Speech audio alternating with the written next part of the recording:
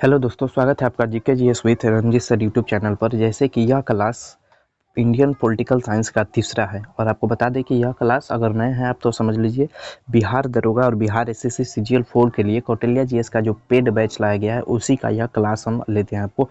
और इसका पीडीएफ कहाँ मिलेगा आपको? तो आप चले जाइए Telegram Ranjeet sir Telegram channel पर, वहाँ इसका पीडीएफ डाल दिया गया है पूरा क्लास का। मतलब इस चैप्टर का जो भारतीय संवैधानिक इतिहास है ना, ये चैप्टर 1 है, उसका पूरा पीडीएफ डाल चुके हैं। केवल वीडियो अभी बन रहा है, तो यह वीडियो तीसरा होगा। आज हम लोग इसमें देखेंगे कौन सा?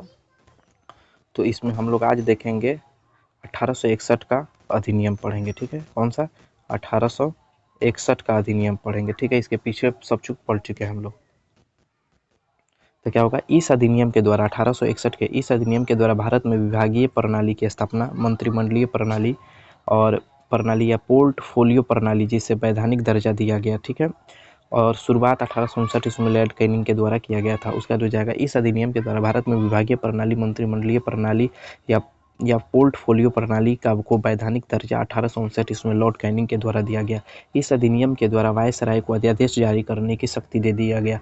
अध्यादेश के बारे में आप जान जाइए कि अनुच्छेद 123 के तहत राष्ट्रपति अध्यादेश जारी करते हैं, अनुच्छेद 213 के तहत राज्यपाल अध्यादेश जारी करते हैं और अनुच्छेद 239 के बी के तहत किसी भी केंद्र शासित प्रदेश के उप राज्यपाल क्या करते हैं या प्रशासक आपका अध्यादेश जारी करते हैं। अध्यादेश एक अस्थायी कानून होता है जिसका न्यूनतम जीवन काल 6 सप्ताह और अधिकतम 6 माह होता है। ठीक है, याद रखिएगा, इससे प्रश्न आता है। तो आगे देखते हैं। इस अधिनियम के द्वारा मुंबई तथा मद्रास से प्रेसिडेंसी को विधायी शक्ति, कानून बनाने की शक्ति दे दिया गया, देकर विकेंद्रीकरण की शुरुआत किया गया। तो 1861 के अधिनियम के द्वारा मुंबई और मद्रास को भी कानून बनाने की क्या कर दिया गया? आपको शक्ति दे दिया गया था। ठीक है, तो ये भी याद रखिएगा। आगे देखते हैं। इस अधिनियम के द्वारा मतलब 1861 के अधिनियम के द्वारा 1862 ईस्वी में 3 भारतीयों, ठीक है, बनारस का राजा पटियाला का महाराजा, उसका हो जाएगा सर दिनकर राव को विधान परिषद में मनोनीत किया गया। 3 भारतीयों को, बनारस का राजा, पटियाल का महाराज और सर दिनकर राव को क्या किया गया? विधानसभा में मनोनीत किया गया। इस अधिनियम के द्वारा 1862 ईस्वी में बंगाल में, 1866 ईस्वी में उत्तर पश्चिम सीमा प्रांत में तथा 1867 ईस्वी में पंजाब में विधानसभा का गठन किया गया। तो 1862 ईस्वी में बंगाल में, ठीक है, 1866 ईस्वी में उत्तर पश्चिम सीमा प्रांत में, उसका दो जगह 1867 ईस्वी में पंजाब में विधान परिषद का क्या किया गया? गठन किया गया। आगे देखते हैं। इस अधिनियम के द्वारा 1861 के अधिनियम के द्वारा 1862 ईस्वी में कोलकाता, मुंबई और मद्रास में क्या किया गया? हाई कोर्ट की स्थापना किया गया था। आपको याद हो कि 1773 के रेगुलेटिंग एक्ट के तहत 1774 ईस्वी में कोलकाता में सर्वोच्च न्यायालय की स्थापना किया गया था। और यहाँ को रिलेट करेंगे 1861 के अधिनियम के द्वारा 1862 ईस्वी में कोलकाता, मुंबई और मद्रास में कौन सा?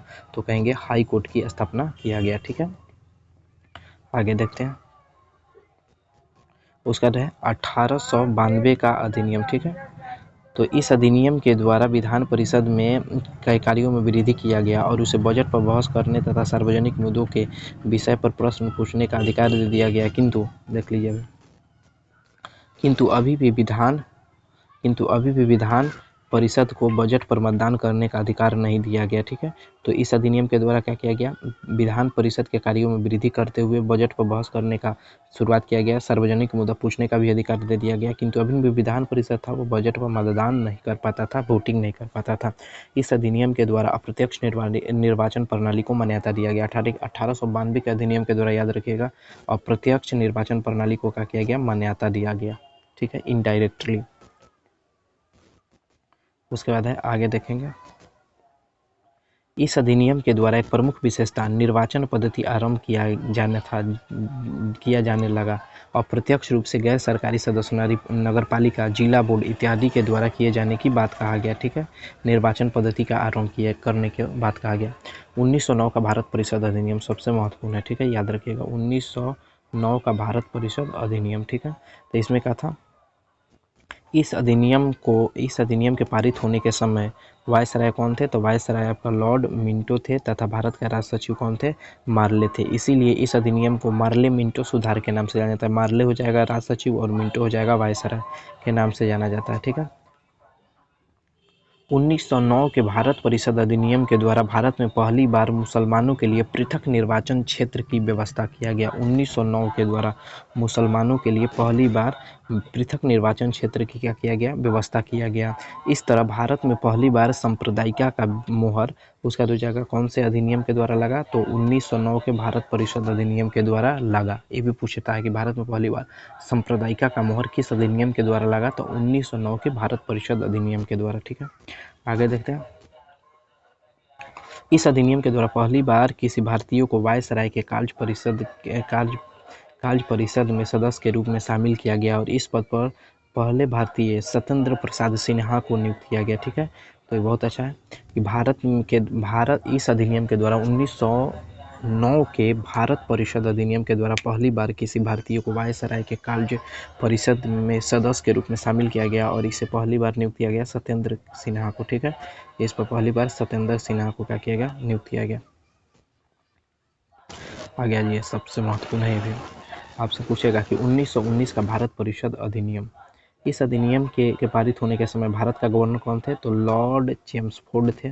ठीक है, कौन थे, लॉर्ड चेम्सफोर्ड थे, जबकि भारत का सचिव मॉन्टेग्यू थे। अतः इस अधिनियम को मॉन्टेग्यू चेम्सफोर्ड अधिनियम कहा जाता है। मॉन्टेग्यू चेम्सफोर्ड अधिनियम के नाम से जाना जाता है। यह अधिनियम 1921 में लागू किया आया था। कब, 1919 में, लेकिन लागू हुआ 1921 में। उसके बाद ये देखिए, तब कहते हैं ना खोआ प्रश्न है, उसी तरीक़ा से अगस्त घोषणा बार बार पूछता है। 20 अगस्त 1917 को भारत के राष्ट्र सचिव मॉन्टेग्यू के द्वारा किया गया था अगस्त घोषणा। अगस्त क्रांति आ जाएगा तो दूसरा है। ठीक है, अगस्त क्रांति 8 अगस्त 1942 ईस्वी को महात्मा गांधी भारत छोड़ो आंदोलन के समय पारित किया गया था। इस अधिनियम के द्वारा प्रांतों में द्वैत शासन प्रणाली को लागू किया गया। साथ ही पहली बार भारत में द्विसदनात्मक व्यवस्था एवं प्रत्यक्ष निर्वाचन प्रणाली को मान्यता दिया गया। देख लीजिए, 3 पॉइंट है, इसमें याद रखिएगा। कौन सा,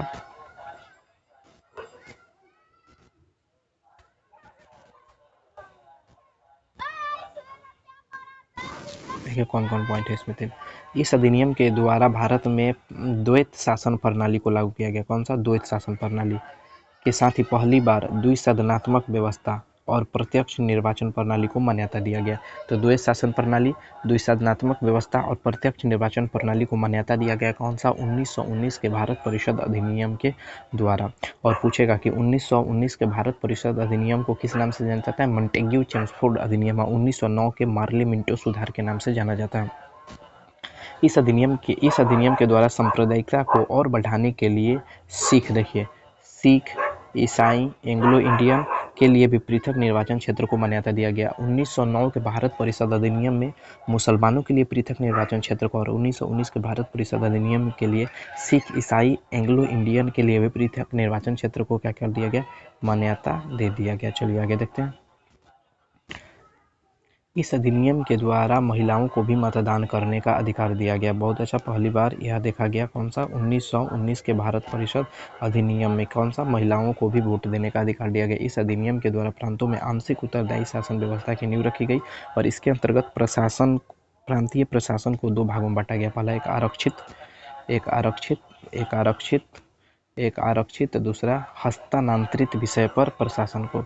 आरक्षित में कौन कौन आता था, देख लीजिए। आरक्षित विषय पर रक्षा, न्याय, वित्त, पुलिस, विदेश मामला, उसका सिंचाई, बिजली, अकाल सहायता पर कानून बनाने के लिए गवर्नर जनरल को कार्यकारिणी परिषद का अधिकार दिया गया। जबकि हस्तांतरित विषय जैसे स्थानीय स्वशासन, शिक्षा, कृषि, चिकित्सा, उद्योग, निर्माण इत्यादि पर कानून बनाने के लिए लोक मंत्री को उत्तरदायी बनाया गया। ठीक है, लोक मंत्री को क्या किया गया, उत्तरदायी बनाया गया। उसके बाद हो जाएगा, इस अधिनियम को 1918 में प्रकाशित किया गया था, जिसे 1921 में लागू किया गया। ठीक है,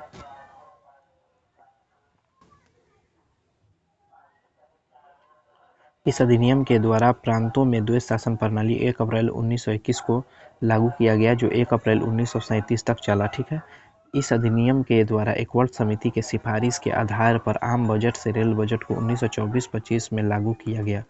साथ ही 1926 में भारत में लोक सेवा आयोग का भी गठन किया गया। तो पूछेगा, आम बजट से रेल बजट को 1924-25 में किस समिति के सिफारिश पर अलग किया गया था, तो एकवर्ष समिति के सिफारिश पर। 2017 में पुनः इसका एकीकरण कर दिया गया, उसका हो जाएगा। और 1926 में यूपीएससी लोक सेवा आयोग का भी गठन किया गया। आगे देखेंगे, केंद्रीय विधान परिषद के प्रथम अध्यक्ष कौन थे? सर फ्रेडरिक व्हाइट थे, ठीक है ना, केंद्रीय विधान।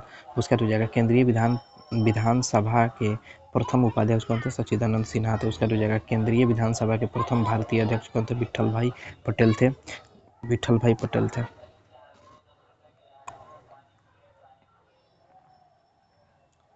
साइमन कमीशन 1919 के भारत परिषद अधिनियम के द्वारा स्थापित संस्थाओं की पुनर्समीक्षा मतलब 10 वर्ष बाद एक समिति का गठन किया जाना था। तत्कालीन ब्रिटेन एवं भारत के परिस्थितियों से प्रभावित होकर ब्रिटिश संसद में 1919 के अधिनियम के समीक्षा के लिए 1927 में ही एक आयोग का गठन किया। चूँकि इस आयोग के अध्यक्ष सर जॉन साइमन थे, इसीलिए इस आयोग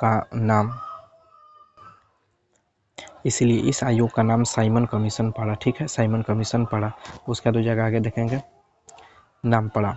साइमन कमीशन की गठन की घोषणा 8 नवंबर 1927 को किया गया, किंतु साइमन कमीशन पहली बार 3 फरवरी 1928 को भारत आया था। तो घोषणा कब किया गया था? 8 नवंबर 1927 को भारत आया, 3 फरवरी 1928 को। साइमन कमीशन के 7 सदस्य, उसका हो जाएगा साइमन कमीशन 7 सदस्य का आयोग था, जिसके सभी सदस्य कौन थे? अंग्रेज थे, याद रखिएगा। 27 मई 1930 को साइमन कमीशन ने अपना पहला रिपोर्ट प्रस्तुत किया। साइमन कमीशन द्वारा रिपोर्ट प्रस्तुति किए जाने से पहले ही वायसराय ने यह घोषणा किया कि साइमन कमीशन के रिपोर्ट के विचार के लिए लंदन में गोलमेज सम्मेलन का आयोजन किया जाएगा। और चलिए अब अगला है आपका कौन सा? तो अगला है भारत परिषद अधिनियम 1935। इसे लघु संविधान भी कहा जाता है, इस संविधान का ब्लूप्रिंट भी कहा जाता है। इसको अगले क्लास में देखेंगे। आपको ध्यान रहे कि इसका पीडीएफ आपको कहाँ मिलेगा? रंजीत सर टेलीग्राम चैनल पर, जहाँ इसका पूरा पीडीएफ डाल दिया गया है, ठीक है ना, पहला चैप्टर का पूरा। प्लीज़ आप नए हैं तो वीडियो को सब्सक्राइब लाइक कीजिए, पूरा वॉच कीजिए। Thank you.